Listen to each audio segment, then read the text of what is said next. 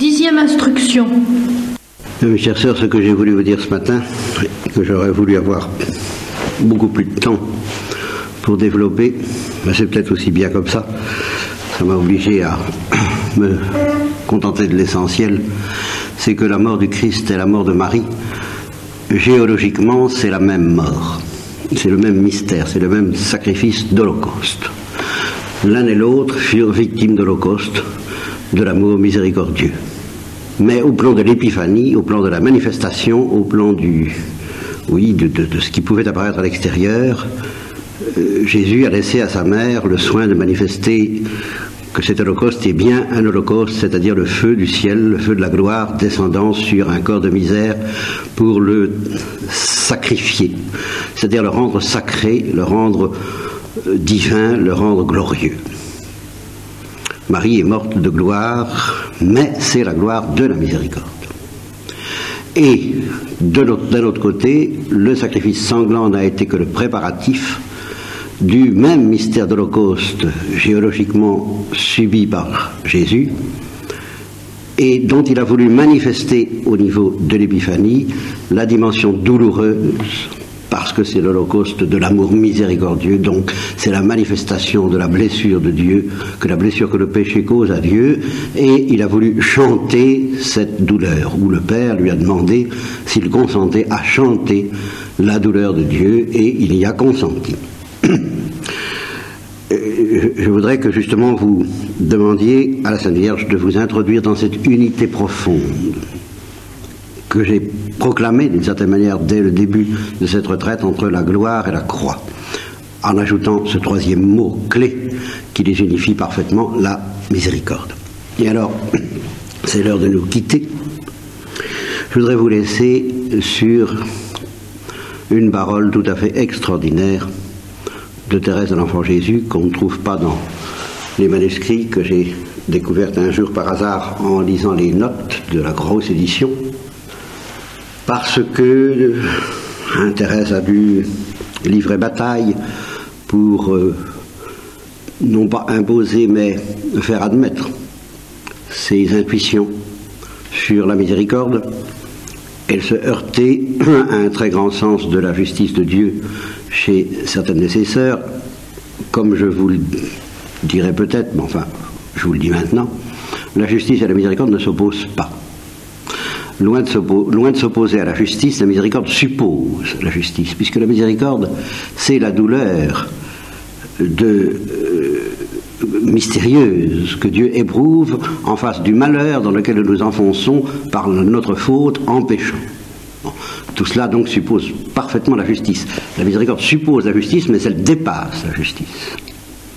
De sorte que dans la mesure où il pouvait y avoir conflit entre Thérèse et ses sœurs sur la justice et la miséricorde, c'était le conflit de savoir non pas si on était pour ou contre la justice, mais si on acceptait de dépasser la justice. Dug in altum, va plus loin. Ou bien est-ce que tu ne veux pas aller plus loin? Et je n'ai pas le temps de vous parler de ça, mais le péché, peut-être celui des anges et de nos premiers parents, consiste toujours à ne pas vouloir aller plus loin dans l'amour. À un moment donné, on dit ça va bien, j'ai assez aimé comme ça, ça suffit, je n'irai pas plus loin. Alors, la bataille donc de Thérèse et de ses sœurs, de certaines de ses sœurs, c'était ça. Et je ne sais pas comment elle faisait, mais elle ramait, et elle ramenait toujours la perception qu'elle avait de la miséricorde infinie de Dieu. Je connais à fond plus d'un cœur de mère, etc., etc. Bon. Et encore une fois, ce n'était pas toujours accepté. Et on lui disait, mais qu'est-ce que vous faites de la justice? Vous en prenez à votre aise, on l'a traitée d'orgueilleuse parce qu'elle espérait la sainteté, on a trouvé que c'était une voie trop facile. La plupart des prieurs de Carmel, d'ailleurs, qui ont eu le manuscrit en main, plutôt le livre en main, aussitôt qu'elle est morte, ont été scandalisés, et on dit que quand je pense qu'on laisse circuler un livre pareil dans le peuple chrétien, c'est une catastrophe. Et elle l'avait prédit, c'est pour ça qu'elle avait dit surtout ne montrez pas mon manuscrit avant qu'il paraisse, sinon le démon en profiterait pour qu'il ne paraisse pas.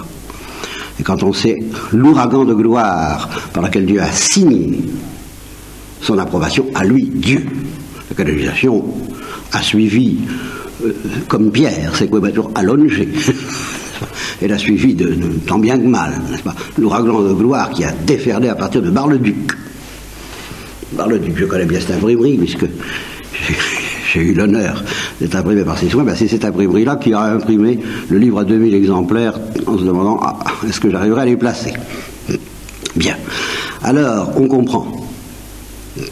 Donc la signature de Dieu et des armes. Là, on voit l'unité du peuple de Dieu et des armes, du peuple de Dieu et de Dieu. N'est-ce pas? Là, Vox populi, vox Dei. Là, sur Thérèse de l'Enfant Jésus, c'est évident. Eh bien,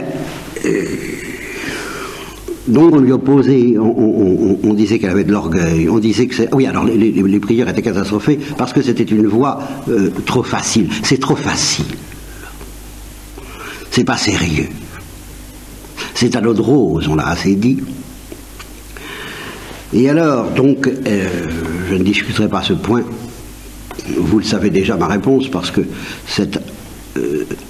en tous les cas, en ce qui concerne l'intuition de la miséricorde, ça ne consiste pas à se la couler douce en se disant « il fera miséricorde », mais ça consiste à aimer la miséricorde, à se laisser fasciner par elle, jusqu'à en être brûlé, et ça veut dire le sacrifice de la croix et le sacrifice de la gloire. Donc, c'est pas de l'eau de rose. Et ça comporte, entre autres, la couronne d'épines. Et elles n'ont pas manqué les épines à Thérèse. Donc ça, je passe là-dessus, mais j'en reviens à cette objection de la sœur. Enfin, qu'est-ce que vous faites de la justice de Dieu tout de même? Mais tout de même! Et alors là, acculé, serré de près par une argumentatrice et une théologienne. Et je me rappelle un prédicateur qui disait « le démon est un professeur ». Méfiez-vous des professeurs. Et puis, je dirais, puisque c'est la corporation dont je fais partie, méfiez-vous surtout des théologiens. Enfin, tout de même, il y en a quelques-uns pour racheter le reste, n'est-ce pas? C'est un Thomas d'Aquin, hein. Mais je vous assure que bon, ne nous laissons pas entraîner. Alors, devant cette argumentation serrée, mise au pied du mur, alors, elle a fait comme les saints, comme Jeanne d'Arc, mise au pied du mur, quand on lui a demandé « êtes-vous en état de grâce ?» Si je n'y suis, Dieu m'y mette, si j'y suis, Dieu m'y garde. Alors, elle a sorti cette parole extraordinaire que je vous laisse, en partant. Enfin, nous allons commenter un petit peu. Ma sœur, vous voulez de la justice de Dieu, vous aurez de la justice de Dieu. Moi, je veux sa miséricorde, j'aurai sa miséricorde. On a de Dieu exactement ce qu'on attend. Voilà. Alors nous voilà devant le « veux-tu ». Que veux-tu? Ma justice ou ma miséricorde? Ou plutôt, puisque de toute façon il y aura justice, veux-tu dépasser ta justice et même ma justice? Acceptes-tu de la dépasser pour aimer ma miséricorde? Ou bien veux-tu en rester à la justice? Veux-tu réclamer ton dû? Eh bien, si tu réclames ton dû, tu auras ton dû. À tous les plans. Et je ne te le souhaite pas, d'avoir ton dû. Aucun d'entre nous, je suppose, et je suppose que vous n'êtes pas folle au point de vous imaginer que vous avez intérêt, à l'heure de votre mort, à réclamer votre dû. Vous avez au contraire intérêt, et alors pourquoi pas commencer dès maintenant, à demander ce qui ne vous est pas dû. Voilà. La miséricorde. Et aussi à donner ce que, en effet, vous ne devez pas. En stricte rigueur de justice, la miséricorde. Car, bienheureux les miséricordieux, car ils obtiendront miséricorde. Ça a l'air extrêmement facile à première vue, si on nous propose de choisir entre la justice et la miséricorde, de choisir la miséricorde, de dire « oh ben moi il n'y a pas de problème, je choisis la miséricorde ». Oui. Mais justement, pour choisir la miséricorde, il faut aimer la miséricorde. Il ne faut pas prétendre l'exploiter, parce que ça irait non plus contre la miséricorde, mais contre la justice. Donc si on choisit la miséricorde, ça veut dire qu'on accepte de dépasser la justice en aimant la miséricorde et en aimant faire miséricorde. et en aimant et en désirant être miséricorde, ce qui ne peut pas aller sans être brûlé par la miséricorde. Il est vain d'espérer choisir la miséricorde si on n'a pas accepté d'être brûlé par la miséricorde et de devenir ainsi une victime d'Holocauste, de l'amour miséricordieux. À ce point de vue-là, si vous ne voulez pas avoir votre dû en mourant, vous n'avez pas le choix. Ou bien vous serez victime de l'Holocauste de l'amour miséricordieux, ou bien il va se passer le petit scénario dont je vais vous proposer les détails illustrés à l'aide de la Bible. Celui qui ne juge pas ne sera pas jugé. Qu'est-ce que ça veut dire? Comme il est question d'un premier jugement, d'un second jugement dans la Bible, je ne fais pas d'exégèse ce soir, mais vous allez me comprendre. Je vais vous proposer donc une petite image très simple. L'âme comparaît devant Dieu à l'heure de sa mort. Eh bien, il y a deux tribunaux, deux tables comme ça. Tribunal de la miséricorde, on commence par lui, puis à côté là, tribunal de la justice, dans l'ombre, vous voyez bien. Et l'âme est présentée d'abord devant la miséricorde. Et qu'est-ce que fait la miséricorde? Par définition, elle pardonne, mais elle fait quand même subir un examen qui se réduit vraiment au minimum, au strict minimum, un interrogatoire d'identité. On demande à la miséricorde, est-ce que vous connaissez cette âme? Et la miséricorde dit, ah oui, oh, je la connais. J'ai frappé à la porte pour ouvrir, pour qu'elle m'ouvre, et elle m'a permis d'entrer. Et puis j'ai frappé à la porte pour qu'elle me laisse sortir, et elle m'a laissé sortir. Et je l'ai jour après jour, à travers l'Eucharistie et les sacrements, petit à petit, grignoté, brisé, concassé, liquidé, consumé, dévoré et brûlé. Elle est ma fille, je la connais, je la prends. Elle n'aura rien à voir avec la justice. La multitude de ses péchés est couverte, même si c'était comme l'écarlate, ils sont comme le lin blanc. On ne se souviendra plus de ses péchés. Elle est mienne, elle m'appartient, c'est ma fille, je l'aime, entre dans la joie de ton maître. Et puis, en principe, je dis bien en principe parce que je m'en tiens à la révélation et je me contente de vous la transmettre telle que je l'ai reçue. Eh bien, transmettre en principe, d'après l'Évangile, il y en a qui se présenteront devant la miséricorde et qui dira, excusez-moi, je regrette beaucoup, mais je ne vous connais pas. Je regrette d'ailleurs, je regrette bien, j'aurais voulu faire votre connaissance, ça m'aurait enchanté, car je vous aime, mais à chaque fois que j'ai frappé à la porte, vous ne m'avez pas permis d'entrer. Alors, je ne vous connais pas. Si vous voulez bien voir mon collègue, la justice. Et c'est la réprobation, tout simplement. Et puis il y a l'entre-deux. Est-ce que vous connaissez cette personne ou cette âme? Ah oui, je la connais. Elle m'a laissé entrer, mais nous n'avons pas pu nous connaître. Nous avons besoin. J'ai besoin de l'étreindre un peu davantage. Il y a quelque chose qui ne va pas encore. Si vous voulez, je vais me consulter avec mon collègue la justice et nous allons lui offrir un traitement inévitable pour que je puisse l'étreindre davantage sur mon cœur et la consumer alors que j'aurais tant voulu, hélas, que ça ait lieu sur la terre. Ça n'a pas été consumé, ça n'a pas été consommé, ça a été amorcé, elle est sauvée. Mais il faut qu'elle brûle encore, parce qu'elle n'a pas assez brûlé de cet amour miséricordieux sur la terre. Voilà. Voilà, c'est les derniers détails, si vous me permettez de passer l'expression du programme. Et pour choisir la miséricorde, je vous répète que toute une vie d'ascèse n'est pas de trop. Je ne récuse nullement l'ascèse. J'essaie de vous proposer son véritable sens, qui est que justement, si nous ne nous mortifions pas un peu, Dieu ne nous mortifiera guère. Il a besoin de notre collaboration, c'est ce que je vous ai expliqué à propos de l'accouchement sans douleur, la gymnastique qui permet de... C'est ça l'ascèse qui permet à Dieu de nous brûler davantage. C'est comme quand on va chez... Pardonnez-moi l'expression, quand on va chez le coiffeur, vous n'y allez guère, enfin, on vous dit penchez la tête d'un côté, il faut vous y prêter.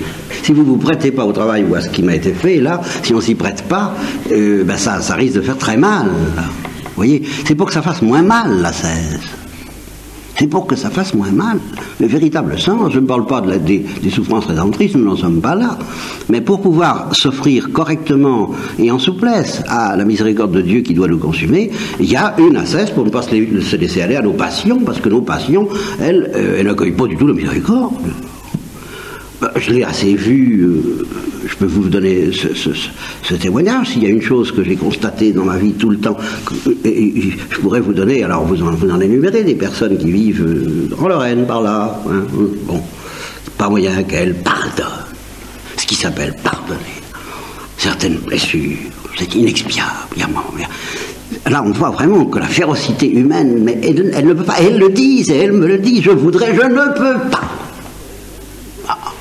Les passions. Mais voilà les passions. Et voilà les mauvaises passions. Ça non, j'ai trop supporté, j'ai trop souffert, je ne peux pas pardonner ça. Ah. Miséricorde, c'est le cas de dire. Miséricorde, parce qu'il n'y a pas eu assez d'ascèse, mais dans le sens de se méfier de ces passions cruelles qui nous rendent si difficile de tendre, je ne parle même pas de tendre la joue gauche, n'est-ce pas? Non, n'allons pas jusque-là, hein? Mais simplement de pardonner pour la joue droite, quoi. Alors, donc, le véritable sens de l'ascèse, c'est ça, c'est de travailler toute sa vie pour devenir ce que j'appellerais un ouvrier de la 11e heure. C'est vrai qu'il y en a à qui il est donné d'être un ouvrier de la 11e heure à la 11e heure. Jacques Fesch, par exemple, ou le bon larron. Depuis le début, le premier sauvé que nous connaissons à notre connaissance, ce soir même, tu seras avec moi dans le paradis. Personne, disent les pères de l'Église, n'a entendu, n'a eu le privilège d'entendre cette parole-là, pas même la Sainte Vierge. Ce soir même, tu seras avec moi dans le paradis. Bon, ben c'est un brigand.